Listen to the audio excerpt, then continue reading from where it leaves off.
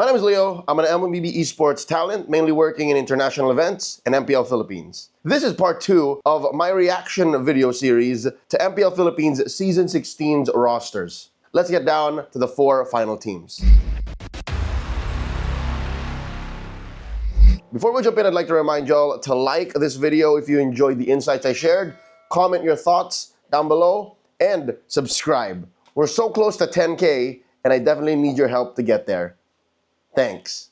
Our 5th team to talk about in this video series is none other than Bagong Barangay, Smart Omega. Smart Omega had quite the facelift. I think this roster is almost unrecognizable if you compare it to about a year ago when they still had the Mamba. They still had that roster that had Big J, Andoryu, Ukir.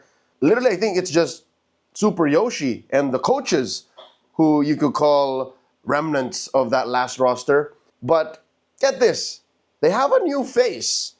The homecoming Haji is back, aka the KDA machine. This is the team he earned that moniker with when he was once a jungler.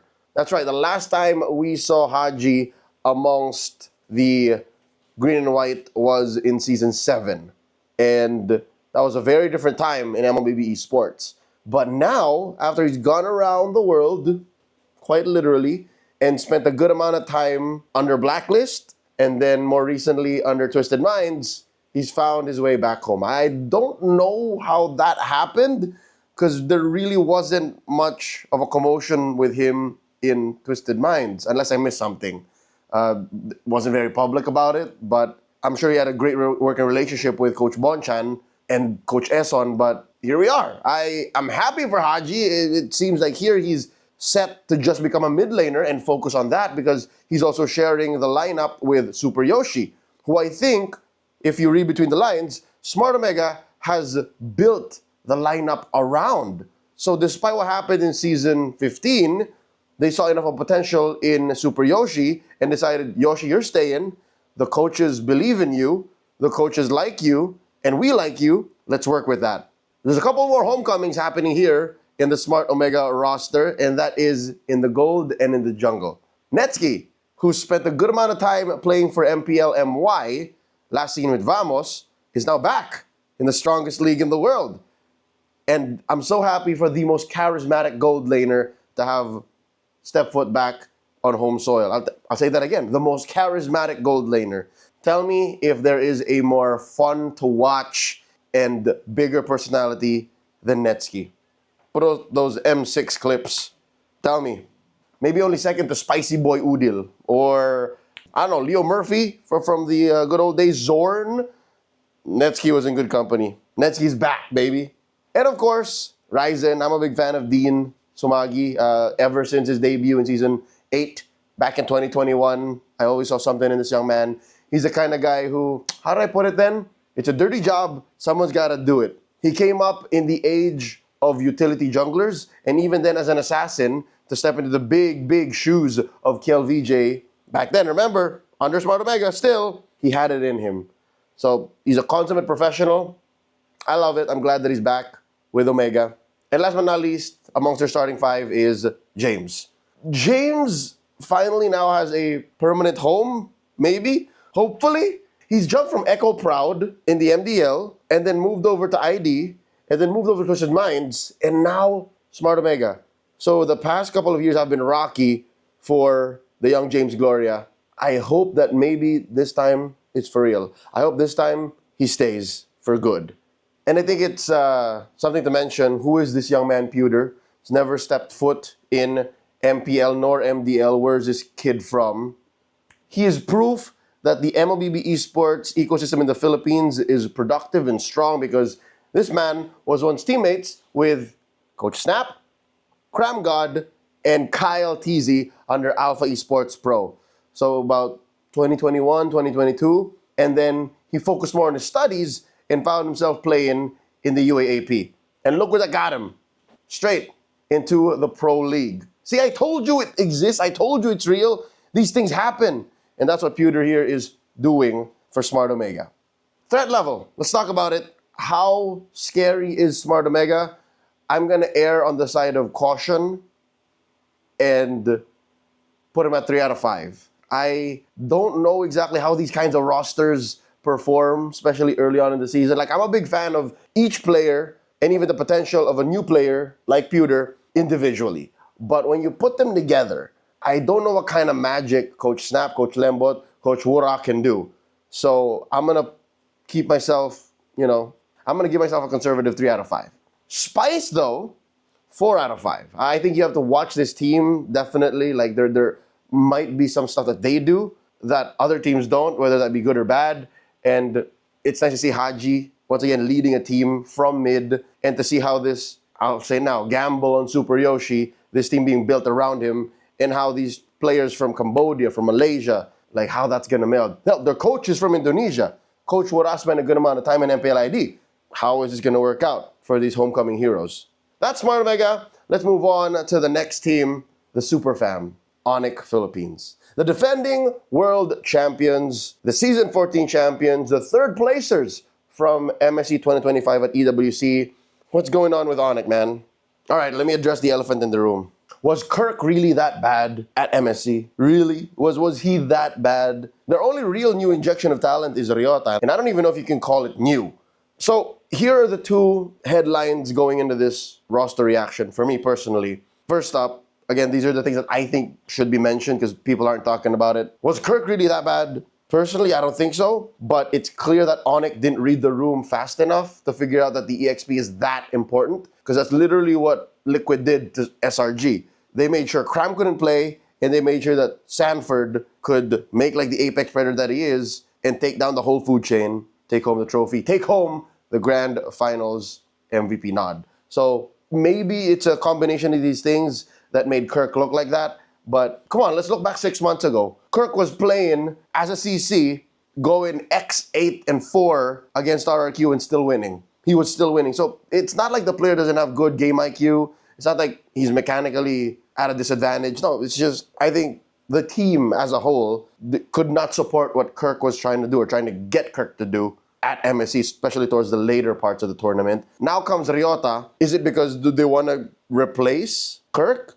Could we have said the same thing when Hate came in? And do they want to replace Super Friends? No, I don't think that's it. I think it's more they just needed a little extra reinforcements when it came down to just better chemistry. Because again, Ryota knows these dudes. He's known them for the longest time. He is a franchise player for ONIC. He spent a majority of his pro career playing for ONIC, whether it be for ONIC PH or ONIC ID. So I think it's more just the Super Fam calling in more brothers, more blood to help out and bolster the roster. But I would not be surprised if Ryota did see play. And I don't think that's because Kirk is... I see how my arguments don't support itself, but I think just give Kirk another chance. Get off of Kirk's back is what I'm trying to say. But real quick, off the record, I mean, this is on record, but what went down in their month-long boot camp in Indo, something in their play definitely changed. I can't say for sure if that was all for the better of the team, right? Put in the comments below what y'all think of that. Some of the things to bring up about the Super Fam that might be the reason why they're struggling or they're not as strong as we expect them to be is King Kong struggling with the meta. Suddenly, utility junglers are back and on the forefront.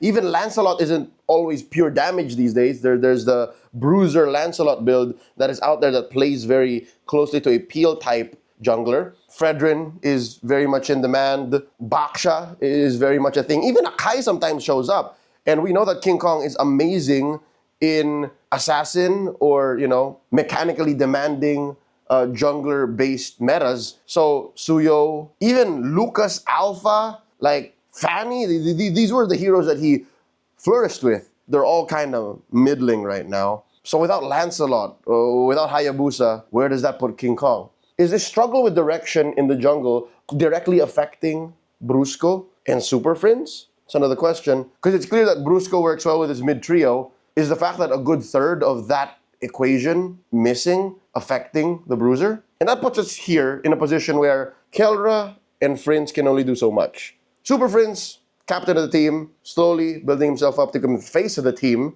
in both meanings of the word. But you watch MSC and you go like, yeah, no, Friends isn't doing anything wrong. Kelra could never do anything wrong. So now it's clear that the Super Fam have clear problems to solve, which is better than not knowing what's wrong, right? I think this is still a good spot to be in. Being a member of the Sonic Republic is still a very in thing in the later half of 2025. Safe to say, ONIC Philippines is still a threat. Before we move on to giving the stars and the spice levels, I want to address this little thing going on online. People have been very hot on the topic. How do you judge a gold laner? How do you judge a laner? The whole 1v1 discussion, mechanically, macro, like team-based. There's no point in trying to change someone's opinion. There is no point in trying to get someone to understand your side when they're not willing to hear you out. So I don't want to be part of that discussion anymore. I don't want to argue anymore. But there is something that you cannot argue, something that is fact-based, and I hate that I did not talk about it when we mentioned Liquid or any of the other players that you could argue for as GOATs. These players, they know who they are. Your opinions don't matter. Your support does. But for you to put them down, for you to argue against them, like they'll play their game. This is their job. This is their career. And you can't take away the fact that their achievements stand in the halls of history of MLBB esports. So, safe to say, wala silang pake. I won't stop you from arguing. Go ahead. Just don't drag their names in the mud. Don't drag our names in the mud, all right? My 2 cents, Kelra has the greatest instincts and mechanics in a gold laner in the game's history. One could argue, you could even take out just gold laner. You could just say he's one of the players with the greatest instincts and mechanics in MLBB, bar none. That's why whenever he makes mistakes like he did in Season 15 in the Grand Finals on that Harith, where he decided to cross the wall when there was a huge chance he was going to get blasted, and he did, that's why it's so evident. That's why it felt like that wasn't a Kelra thing to do. That's why what's happening now for the Super Fam feels very weird, is because it's clear his instincts and mechanics can only take him so far. So I know that at least is surely to be true. Argue with that what you will. ONIC PH threat levels, I'd say with the state that they're in now, 4 out of 5. Safe to say, they're still very strong. High A, low S tier. Spice levels, 4.5 out of 5. The fact that nothing changed in the starting 5 makes it less of a demand that you keep your eyes on him 24/7. But I'd say 4.5 out of 5 because they're definitely in a rut. There's something that they need to solve, and that is why they are must-watch now, is because you want to see how they solve it. You want to see how they get out of this and how they go up against the clearly S-tier teams. And I have 3 S-tier teams going into S16. We'll wrap it up later at the end of the video. And now that brings us to our second to the last team, the Phoenix Army, TNC Pro Team. As a whole, I'll tell you now, this team has the potential to be the most entertaining team of Season 16. In 2 ways. One, in gameplay. Coach Etomax leading the charge. He has crazy drafting ideas, experimental rotations. Benny Cutie, when this man plays, M4 MVP, multi-time MPL Philippines champion, you better watch your base. You better watch that weird lane. You better wonder where he is at every point in the late game, because you never know what he's up to, right? That's Benny Cutie. And of course, Chak Mamba. Maybe only second to Light, you can find him in weird angles. He just comes at you from out of nowhere. That's why he's the Mamba. So with these things standing, how does the TNC Old Guard in 3 Martizi, Zaida, and Lancy deal with the pressure? All right? Suddenly now, in the absence of Yawi, I think there is a more logical and warranted pressure on TNC. Because now they have no excuse about the roster being recently built or having a large roster. Like there's no 2 ways around it. This is them playing their best. Like there's no way to shuffle anymore. So ito na yun. You have to know how to work with what you have. Like you have a set amount of plays you can do. How does TNC work with this? Do they get fired up? Do they get motivated by the fact? Or do they burn out and just struggle all the way halfway through the season and then suddenly it's too late to gain points? That is entertaining in itself, like the promise of that. And then on the other side of the coin, you have just pure entertainment value in terms of their character and who these people are outside of the game. There's a reason why they put on Hito, right? It's been a while since we last saw Hito actually try to play, and the fact that him being here means a lot already. Like, already the brand of TNC has skyrocketed. Of course, Chaknu, Hito Chaknu, Etomax, like these are the old Omega dudes. that whenever they went into a room, you knew that they were there. They were the life of the party. Benny, Cutie, and Lancey playing the straight man in this whole equation. Like, I'd like to see that kind of interaction and dynamic show through in their content and their on-stage antics. I love that TNC went this direction, and I love their branding identity moving forward. The org is clearly not beyond making fun of itself. They are self-aware. They know that they've been struggling for a good 2 to 3 years before this point. They know that they lost a few stars along the way, but they gained a few more. And the TNC Pro Team brand is the biggest it's ever been. I love how threatening they are in terms of their threat level. I give them a 4 out of 5. If I was conservative with Omega, I think I'm more optimistic with TNC. Spice-wise, 5 out of 5. More, weirdly enough, more so because of who they are, not what they bring to the table. Because what they bring to the table is already, I listed it out already. That's a known element that we will see these things. We will see Chakmamba moments, crazy drafts, crazy rotations, possible backdoors. We'll see how the old guard adjusts. Like, this is there, but how does TNC rise from how they finished in season 15? Like, that's why it's a 5 out of 5 for me. And that brings us to our last team, Aurora Gaming. Just to begin, I'm going to give Aurora their flowers now. They have the best roster reveal of all season 16. Now, I know that might be a hot take given the trilogy of Filipino org roster reveals, like the one between TNC, AP Bren, and Smart Omega, but Aurora was just narratively, visually, and just telling the team's story and hooking their fans and would-be fans efficiently. Like, it checked all the boxes. Aurora, you get that award. Ding, ding, ding, ding, ding. Congratulations. Tigil na natin ng Zen shit. Like, that was so funny. Like, PG era is over. Like, Aurora got me there. Like, oh my God, like, Light coming in. Like, I know, maybe there is some bias that I really love Light. Like, I have a personal relationship with the guy and I know how he is in real life. And he's coming home to a team that really wants him and needs him. Finally, he's reunited with Demon Kite. You have mid held down by Yue. You don't even need to talk about Edward, dude. This is freaking Mr. Consistent. Their definite X factor in Doming Kite, like, he needs to step up. Like, I'll start there, all right? I'll start where I think they could still improve. Doming Kite is still a diamond in the rough. All of the old monikers pending, I think Doming Kite can still grow as a gold laner and as a player for his team. Their coaches too, man. You got to get off of MTB and Dextar's backs. Sure, they finished 8th at MSC, but again, this is a new team they worked with, man. Like, they had to go from almost 0 with Aurora Turkey and then make that work. And they went up against the eventual champions. They were eliminated by the eventual champions to begin with. So get off their backs, all right? It's not always their fault.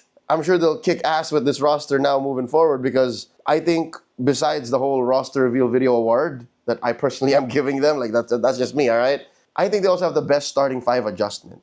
Looking back at the other teams that changed a thing or two in their starting 5, I think Aurora have the best change moving forward, and not only because they replaced someone that they missed, but there's already built-in chemistry there. I think they're gonna walk away with a lot more wins than losses with the injection of Light into this roster.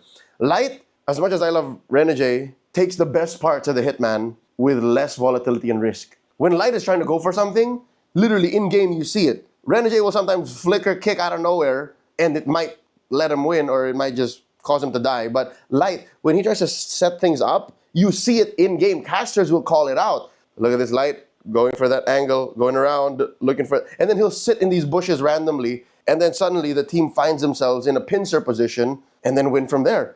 Like, that is Light's gift. That is his in-game IQ at work. Only the likes of Chaknu could set these things up, but Chaknu does it more in a surprising way or with weird heroes. But Light, he does this with Kufra, with Cho, with Kaja, and that's what he brings to the table. It's surgical precision and map control. And I'm pretty sure Aurora will benefit from that. I love how they got this deal to work out, how they got Light to come home, and it feels so good. This roster has at least top 4 potential.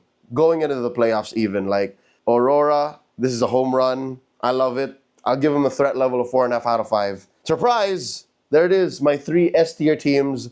Falcons, Liquid, Aurora. Those are my top 3 teams in Season 16. 4.5 out of 5 stars. Spice level, though, 3 out of 5. I'm more conservative about how spicy this team is going to get. I think they're just going to be all about efficiency and just sheer performance.